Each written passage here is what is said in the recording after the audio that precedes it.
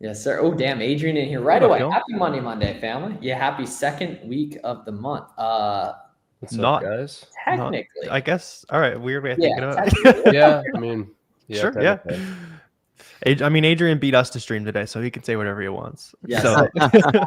Yeah, that's facts. sounds Right good. there. What up, Cool. Carol? We got Lewis HJC as well. Yeah. Let us know what questions you guys got. We're live every Monday, 5 p.m. Eastern. All four of us typically, and yeah, here to answer any questions you guys got. How's the week going for you guys so far? Yes, sir. Yes, sir. What's up, George? Yes, sir. What up, Hunter? Ooh, okay. Ooh, damn. Okay, cool. So interesting here. What's up, Andres? Spent 4 hours at Raw scanning items. All the items that were profitable were gated. What strategy would you recommend? So that's awesome that you're finding some profitable stuff, right? What you want to be doing, Andres, is as you go, make sure you're manually requesting auto ungate on your Seller Amp app, right? Because probably some of that stuff will automatic approve if you make sure you're hitting request approval and apply to sell right there, which you might not have been. I think a lot of beginners go wrong with auto ungates. They think that if it gives like the apply to sell request approval, once you put the condition and hit sell or apply to sell, that means they're gated. You have to go through that whole process, which is 2 buttons, right? A couple buttons to see if it asks for documents or if it lets you list it right away, if it asks for condition, size, etc. Right there. So you probably did miss some auto ungates in there. And then what you also want to do, Andres, too, is check if it's asking for the category or if it's asking for the brand, right? It might be asking for both, right? But oftentimes, I didn't know you could do that, so we don't have to. On many items you do, man, but some items you don't, so you always got to check. Yeah, you always got to check there. Yeah. Well, and keep in mind too that if those products were profitable, but even if you were gated, sometimes you can still sell them on eBay for a profit, right? And sometimes even Facebook Marketplace. So don't think that Amazon's the end all be all. Sometimes there's other opportunities to still move those products. Or maybe worth the ungate, right? I mean, if you can make $400, Right. $500, $600 on the brand, on those products, maybe ungate the brand for $60, $70, and then you have that ungate moving forward. Yeah, for sure. What up, Joe? Ooh, okay, interesting. Okay, Jorge says, "What software do you recommend to track price drops from retailers there?" Distill.io is good, and then also a really good idea too is to any items you're super excited about, don't be afraid to just keep the Safari open in your phone browser and just refresh it every now and again. Some websites will let you put in your email to get notified when a product restocks as well. And then also some places will notify you by email. And then I also like the idea of having a burner email address to get notified of sales all the time from these different retailers too. And with Prime Day going down, there's a bunch of other sales going down too, as well.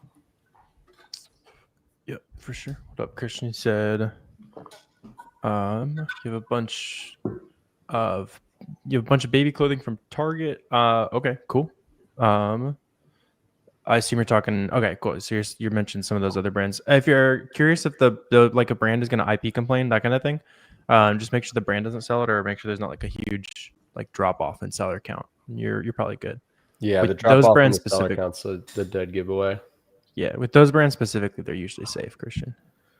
So, good question here. Top 3 things to look out for Q4 for both OA as well as wholesale. Yeah, that's cool. So I'd say the number one thing to look out for is just the new offer count heading into that week of December 14th through 21st. So a lot of times that's the biggest week. What I like to do is oftentimes I'll hold my price high in the first week or 2 of December. And then once we get into that week, then you'll see other people start to sell out. The buy box price will start to go up and you'll actually start selling at a much higher price. So sometimes when you think you might make $2 or $3 profit per unit, if you hold out until that week, you might make $4, $5, $6 profit per unit. So that's probably my biggest tip is on your best selling Q4 products. Be patient and hold out for that week of the 14th through the 21st.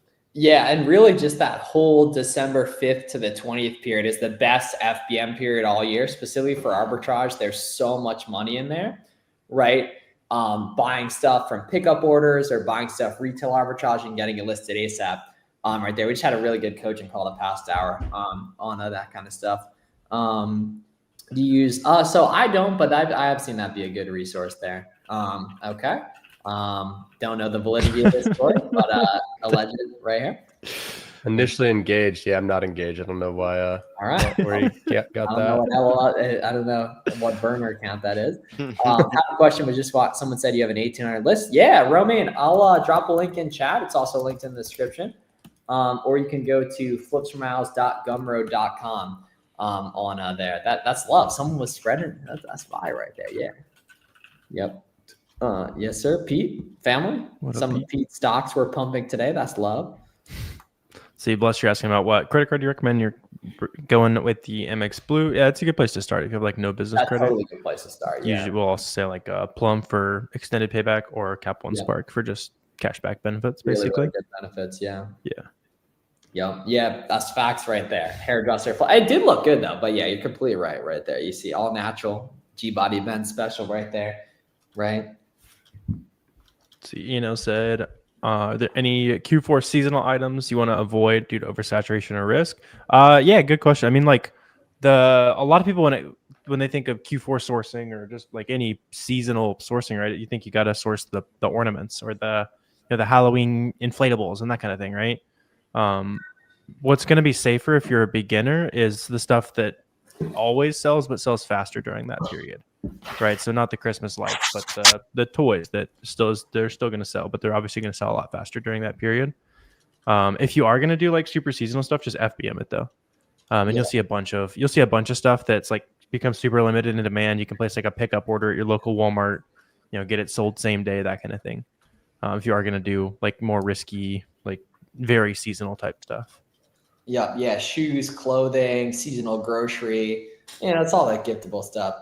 After spending money on a site once, is it good to spreadsheet it? Yeah, totally. Especially keeping track of the discounts, right? That's the kind of stuff you definitely don't have to do, but that is, a very good thing that people do. Right there. Yeah. Restockopolis. It's pretty good. It's good. Yeah. I like that. I like that. Right there too. Yeah. Sounds good. Why don't you get approval from the brand before reselling it on Amazon? You don't need it necessarily. Just as long as you're buying legit inventory, you'll be good to go. Yeah. From big websites, bro. Garrett, smile.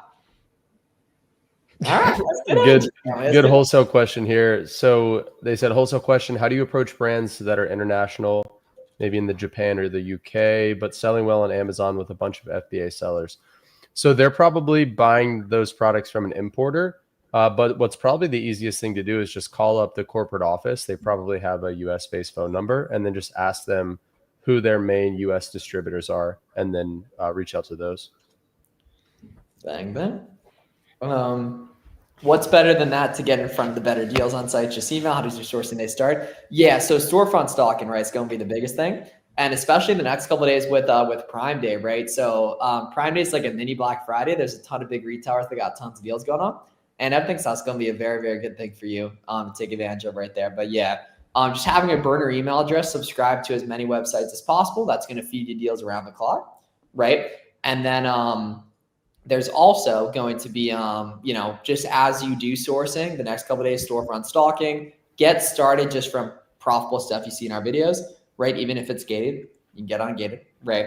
And then everything, okay, I've been storefront stalk, I'm stuck, step bro, been dry, okay. So I like that. I'm gonna start using that. Interesting. Okay. That's hilarious. Yeah. So the big thing is you're probably either not looking at OA products or you're not using the right discounts to make those OA products good. So if you feel like you're looking at listings that are, it's all really, really big sellers on them, they're probably not OA listings, right? But if you're a lot with grocery stuff. Yeah. Oh, exactly. And household and stuff that's full beauty of stuff. Yeah. Sellers. Yeah. But if you're looking at stuff that's tends to be more like the clothing niche, or you're going off products you see in Warner and I's videos, it's probably OA stuff, in which case you're just missing the right discounts, right? I mean, that's why for beginners, clothing, shoes, apparel is such a good beginner category. One, right, because Miles kind of just alluding to, it's just more OA-able, right? Not as many, Nike wholesale accounts going around, but also those listings all have variations, right? So you find a size 8 white Air Forces that are profitable. Well, the chances are there's a connected 9, 10, 11, 12 that are also probably pretty profitable, right? And so while you're diversifying your account, your catalog pretty quickly by not necessarily having to find separate listings, which is huge for new sellers. Arseni had a good question earlier. They said Meta brand doing 300 plus sales a month with one authorized seller. They'd add me as a second. The MOQ is 1 pallet per SKU, which is going to take 6 months to sell.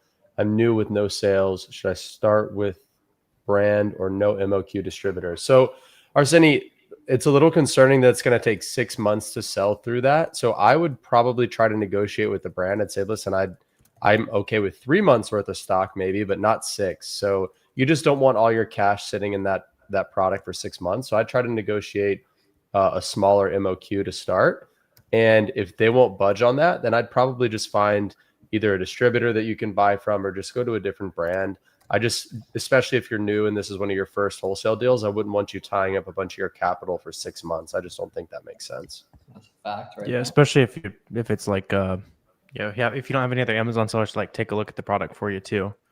There's a good chance it might not be even a great item if you're new to the game. Could be even worse than like 6 months. So if you do have some friends to bounce ideas off, then it might be a little more confident. But ROIC, Potter was talking about that. Yeah, that's game on the podcast, bro. Yeah, return on invested capital. Mm-hmm. I told you fellas I'm at 20K plus. Oh, dude, so you're already making a bunch of money. You're struggling sourcing, bro. Join the coach program, Restockopolis. G-Body Benz and I'll get you right there. Monday, Tuesday, Thursday, man. This week it's Monday, Wednesday, Friday, or Monday, Thursday, Friday. But regardless, is it fair to say Miles? Miles is kind of organized. Corey's is in shambles. Corey, my hair is atrocious. This is maybe the longest I've ever gone without a haircut. I'm chilling. This may be the longest I've ever gone without a haircut. I was saying Miles is looking pretty clean. Yeah, I've been putting it off. I've been so lazy, but yeah, I know. I'm maxing. Is it better to get your unsold FBA products back into FBM instead? Nah, because if they're not moving FBA, they're definitely not going to move FBM. FBM always gets priority in the buy box. Or sorry, FBA always gets priority in the buy box. But what's even more important, right, than a couple dollars that you would make FBM is the lessons learned, right? You never want to make the same exact bad buy twice. What that means is, right, go back into the data, go back into the product, understand what the buy cost was, what the target profit was, what the price is now, and really kind of just dissect what went wrong. Did you miss kind of like the offer count starting to rise? Did you miss the sales rank drop, right? Did the listing get removed? Is this something out of your control? Is it something you missed? Like all those sorts of things you can do a post-mortem on for every single one of your purchases, specifically the bad ones, and that'll help you to not make the same mistake twice. Yes, sir. Oh, God. Okay, LOL. Sorry, we got to relax on that a little bit, man. You can get that comment out there. Goated right there. Hooney had another wholesale question. He said, do you usually avoid brands that damn, he cooked Corey's hairline too. LOLs, relax a little bit, man. Relax. Damn, am I getting roasted? I'm like scrolled up trying to answer some of these other questions. Oh, that's love. All right, yeah. Okay, you tell me who to pop up. Okay. Hooney. So he had another wholesale question. He said, do you usually avoid brands that are the dominant seller on their listings, but also have 2 to 3 FBA sellers on average? So this is a good question. There's going to be a lot of brands out there that sell on Amazon themselves, right? So the brand is a seller, but they also have a few authorized FBA sellers. So brands like these, usually there's not a lot of opportunity because, they're selling themselves. They've got a couple of sellers that they trust. It's usually not going to be worth your time to try to go after those. But it doesn't hurt. You can call them up and say, well, hey, I understand you guys are selling on Amazon yourselves. It looks like you've got a few trusted resellers there that you allow as well. What would we need to do to become one of those 2 or 3, right? And like I said, probably not going to be worth your time, but it doesn't hurt. It's good practice too. Yeah. What do I do if I'm listed FBA and have items selling and the owner changes to include different things in trouble with Amazon? Contact Amazon and get it changed back. It likely wasn't the listing owner. But if it was, then remove it because they have remove order the product because they obviously have full authority over their listings on Zon. How to get storefront reviews while doing it? I mean, just volume, right? I mean, you can't really dictate how many reviews you're going to get. Just do a lot of volume. You'll get them at some point. Yeah. But do not waste time doing the manual requests. That's one thing that it does not make sense. Yeah, use the feedback requester on unbox them. It's new as of a week or 2 ago. You just set that up automatically and everything, and that'll be a good thing for you. right Yeah, out right there. It's a good PSA for everybody. Yeah, go set that up on Box and it'll automatically start requesting feedback. It's just like a small little boost for your store. Yeah. Why does Amazon? Why does reverse sourcing fall off, man? So it's not that it does it all, man. Right. In that, like, there's literally nothing more effective than seeing products that are also selling well on Amazon. Literally, when you storefront stock, there's as long as the sales rank's good, it's literally 100% chance that that's a listing that sells well on Amazon, or at least a listing that has variations that sell well on Amazon. Right. So all you have to be able to do, and this is not like all you have to do, right, but is just make those listings good, right? And that's the hard part. That's where the expertise is understanding and finding that each website has 1 or 2 tips and tricks that create the margin. And all we got to be able to do is find as many of them as possible right there. Yeah, it's less about just like randomly scrolling through people's storefronts and using, oh, here's their top 10 brands. Okay, 2 of their top brands are on sale today, and I know how to get a discounted gift card, and there's a sale going on. All right, let me just zero in on that. You can just like click the brand on SellerAmp and just specifically look at that. It'll be a lot more effective than just like randomly scrolling. LOLs, bro. You don't watch anime? You don't watch anime on LOLs, bro? Is there value in learning how to create your own listings down the road? Dude, yeah, for private label, as well as offering it as a service to brands you want to sell wholesale, and then also just fixing listings too to increase the volume on them, adding better pictures, better title, better description, etc. Can also increase the volume on OA products too. That's a really good skill to learn, right? And a lot of people are sleeping on the agency model too, where instead of being the reseller for the brand, you can just sell them services, right? Especially if they are intent on selling themselves, or maybe they're even working directly with Amazon. That's a whole nother can of worms. It's more of an advanced strategy, but bottom line, that's a really good skill to learn. So let's see. Clutch had a good question earlier. He said, if a listing gets taken down that's misbranded, but it gets put back up, is it safe to sell on again? So Clutch, if it gets put back up and it's still misbranded, I wouldn't touch it. But if it got taken down, fixed, and then put back up, then yeah, I think that's great. As long as the UPC on the listing matches the UPC that the product actually is. Because that's another big thing that Amazon's cracking down on, is they're removing listings where the UPC on the listing doesn't match the UPC of the product. So as long as that checks out, you should be good. Can you isolate by brand? Yeah, that's exactly how you want to do Restockopolis. Yeah, so like what I like really talk with my coaching guys, right, is looking at a storefront when they come to it and thinking, okay, is this OA? Are these OA products, right? If their review count's over 1,000 or they have 500 of a certain brand and 326, probably wholesale, right? But over time, you start to learn more and more what's OA and what's not. And that makes it really easy, because with OA, when you Google it, 99% of the time, you can see the retailer that product comes from. It might not be profitable today, right? But it'll be profitable during big, sales like Prime Day. And really, like, half of retailers are good 24/7, and half of retailers are only good when they have a big sale going on. Luckily, this time of year, we got October Prime Day in the next couple of days, Halloween later this month, early Black Friday, a good bit of next month, Black Friday, Cyber Monday, the end of next month, so on and so forth right there. Yeah. What's up, Tony? We got Tony in here. He said, does the feedback request filter out orders that were returned or were just delivered and maybe returned? Do you guys have any? I assume he's talking about you can filter out anything that's returned. You can filter out FBM orders, because those are harder to remove if somebody like leaves a bad one. Just log in. You can see all the different like customization, but you can even configure it to just specific products or exclude specific products. Yeah. That's actually a really key feature, because I think a lot of other feedback request tools don't allow you that level of granularity. They just say, hey, you're either going to request feedback for everything you sell or nothing. But because you don't want it for the stuff that they return. Yeah, like no, because then I definitely don't even want to bait people to leaving FBM return like feedback, because that's like almost impossible to remove. Yeah, exactly. Ian L had a good question here too. Would you start with the wholesaler if only 2 or 3 of their products are profitable, bringing in about 500 to 1K total monthly? Yeah, absolutely. I assume you're talking about profit there, Ian L. But yeah, I mean, if you're going to make $500 to $1,000 a month profit off a single wholesaler, absolutely. I'd say, why wouldn't you work with them? HJC actually asking the important question though. Yeah, how do you convince your wife that the dining room table is fair game? yeah, and the garage and the closet. We'll get up. That's that is actually crucial to the mission. Show them the analytics. Show them the analytics, and they're like, all right, I can deal with it. Absolutely crucial. right there. So, do you guys respond to negative reviews? You can, but always request removal of them. Yeah, always request. If it's FBL, they'll get removed regardless.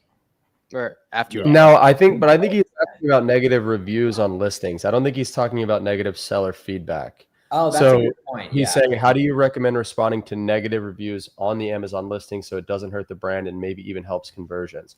So Arseni, the only reason I would respond to actual product reviews is if I was working directly with the brand and that was like a service I was providing to them, because otherwise there's no real use to doing it. It's just going to take you time and the brand is not going to care. But that is something you can offer to the brand and say, well, hey, we can help you analyze your negative reviews and let you know what people like, what they don't like, so that you can further improve the product. But yeah, I mean, that's just something to consider only if you're working directly with the brand. Please, I'm new to Amazon. How do I get started? Sourcing optimized for the city. Yeah, watch some of our free courses, Gift Marvis. That's going to be a great place to start. And just, you're in the right place, watching live streams and everything. We're happy to help with that. Yeah, I posted a video a couple hours ago on sourcing like auto-ungated stuff. So if you're brand new, that'll be a good place to start. A lot of people are liking that so far.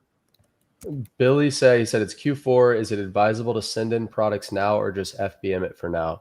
Yeah, FBA and FBM, right? So Billy, when would you guys say stop sending in like early seasonal mid-November?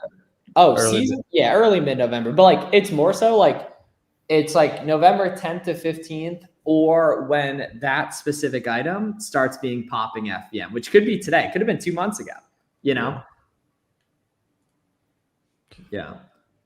You have to focus on Amazon. Yeah. I mean, there's just way more customers on Amazon. So it's like a little bit silly to even worry about like eBay and Facebook Marketplace unless you're doing something a little more specialized. Yeah, I would agree. How do you link supply chain documentation if Amazon asks for it since you're on? So I would say OA products are even easier to authenticate than a lot of the wholesale stuff, right? Because the invoice, the receipt's going to say like Walmart or Target or Best Buy, and those are stores that are too big to not recognize. Amazon's not exactly going to question the validity there. I would say like the distribution companies that you're buying from, whether supplier or anyone that's not the brand, is probably going to be a little bit more tricky. In which case you want to be buying, obviously, we talk about this all the time, as close to the brand as possible. Ideally the brand or maybe one adjacency off of the brand. Yeah, I mean, even then, right? We know a lot of people that have had trouble getting ungated, even with brand direct invoices recently.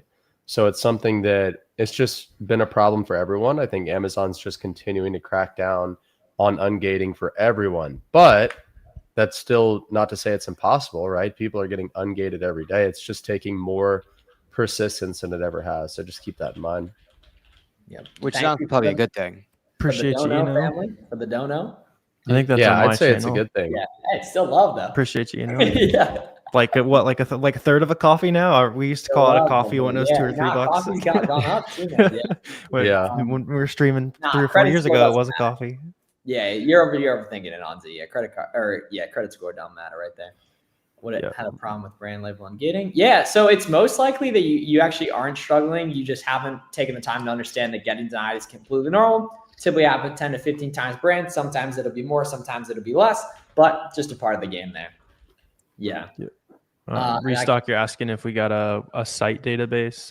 There's a list I have for for coaching guys for sure. There's like 100 websites. I just put it in the YouTube chat for you guys on my channel. Yeah.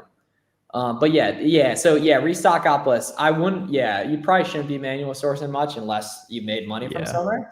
Storefront stocking gonna help you expand significantly more there. Yeah. Although, I mean, you said you've been doing some sales, so you have like 3 sites, you know what you're doing on. So, like most sites aren't that different. So the 3 sites you figured out, it's like, what is it?